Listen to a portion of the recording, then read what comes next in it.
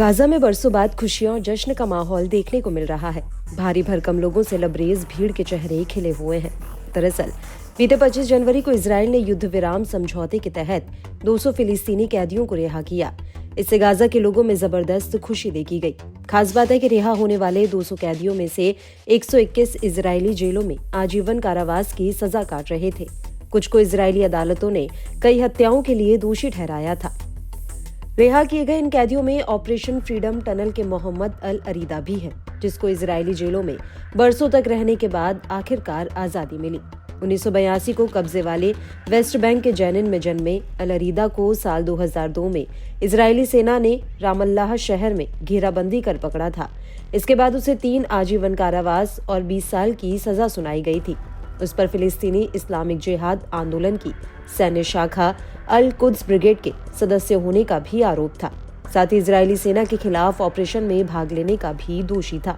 बताया जाता है कि अल अरीदा इजरायली शट्टा जेल में अपनी सजा काट रहा था, जो वेस्ट बैंक के सेंट्रल में बेत शियान के पास कब्जे वाले जॉर्डन वैली में है।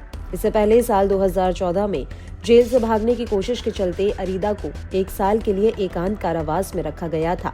हालांकि साल 2021 को उसने फिर साथी कैदियों के साथ ऑपरेशन फ्रीडम टनल नामक एक ऑपरेशन में जेल से बाहर निकलने में सफलता पाई, मगर इजरायली सेना ने फिर से उसे गिरफ्तार कर लिया और उसे कठोर सजा दी। अल अरीदा की बरसों बाद हुई वापसी से वेस्ट बैंक में उसके घर के बाहर समर्थकों का तांता लग गया।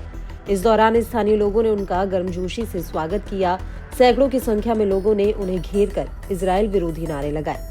इस दौरान उनकी मां सबीहा अल अरीदा भी थी, जिन्होंने भीड़ के बीच में ही एक दूसरे को गले लगाकर मुलाकात की। इसके बाद अल अरीदा ने कहा कि बहुत से लोग चाहते हैं कि मैं गाजा में हुई घटना के बारे में बात करूं। मैं कहता हूं और हमेशा कहता रहूंगा। أنا مش قادرة أثبت حالي، مش مصدق محمد مروح.